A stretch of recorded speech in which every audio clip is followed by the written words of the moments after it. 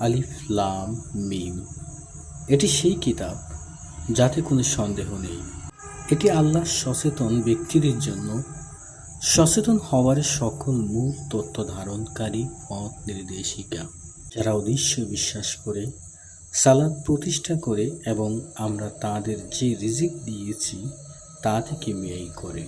আল্লাহ সচেতন ব্যক্তিদের সচেতনতার কয়েকটি বিশেষ দিক হল অদৃশ্যে বিশ্বাস করা, সালাত কায়েম করা তথা সালাতের অনুষ্ঠান নিয়মকানুন মেনে নিষ্ঠার সাথে পালন করে প্রতিটি অনুষ্ঠান ও প্রতিটি বিষয় থেকে দিতে চাওয়া শিক্ষা নিয়ে সে শিক্ষা ব্যক্তি ও সমাজ জীবনে প্রতিষ্ঠা করা এবং আল্লাহ তাদের যে রিজিক দিয়েছেন তা থেকে ব্যয় করা।